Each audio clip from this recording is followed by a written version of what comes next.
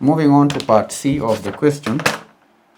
Explain 5 steps followed to ensure compliance strategy and planning is effected in an organization.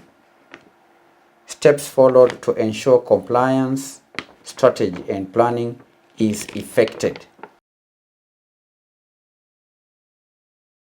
Steps followed to ensure compliance strategy is effected. That is the question. Steps followed to ensure compliance strategy is effected. Steps followed to ensure compliance strategy is effected. Now we are going to discuss 5 steps. The first one is in relation to assessment. Compliance assessment is step number 1. Number 2 is compliance objectives. Step number 3 is on development, that is compliance strategy development. Then 4, implementation and training. Then lastly, monitoring and review. 5 steps. 5 steps. Compliance assessment number 1. Compliance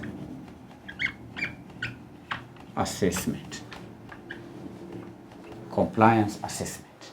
Now the first step involves conducting a comprehensive assessment of organizations' existing compliance framework, and that includes reviewing relevant laws, regulations, and internal policies to identify areas of non-compliance and potential risks.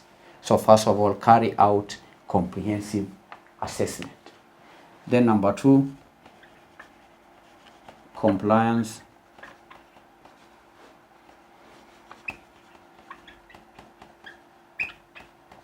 objectives.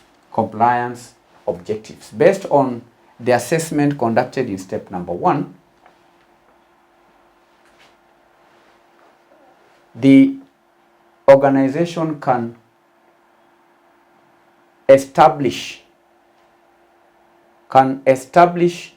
clear and measurable compliance objectives, and these objectives defines the desired level of compliance,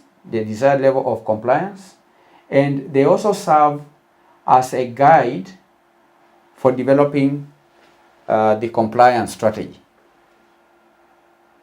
All right. First of all, carry out compliance assessment. Then, based on the compliance assessment, you can now come up with compliance objectives. Then the third step is to develop the strategy. Compliance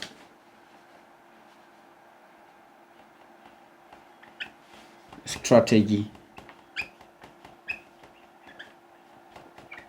development. Compliance strategy development. A well-defined compliance strategy is developed, outlining the approach, the priorities, and actions required to achieve the compliance objectives outlined in step number 2. Development. Okay? And that involves establishing policies and procedures. It involves allocating resources. It involves assigning responsibilities for implementing and monitoring the compliance measures. Development of compliance strategy. Development of compliance strategy. Then number 4, implementation. Implementation and training.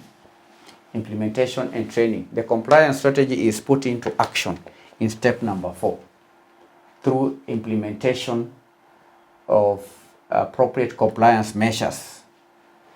And that includes providing training, providing awareness to employees, stakeholders, and relevant parties to ensure understanding of the compliance requirements and expectations.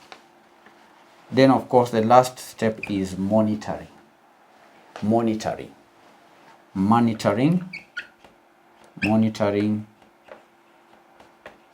and review. Monitoring and review. There ought to be ongoing monitoring and review of the compliance strategy, which is essential to ensure its effectiveness. And that involves conducting regular audits, regular assessments, and regular evaluations in order to identify any gaps or weaknesses or even emerging compliance issues. The organization can then take corrective actions after monitoring and make the necessary adjustments to improve the compliance performance. So these are 5 steps. 1, compliance assessment. 2, compliance objectives. 3, compliance strategy development. 4, implementation and training. Then lastly, monitoring and review. These are 5 points, 5 marks. 5 marks.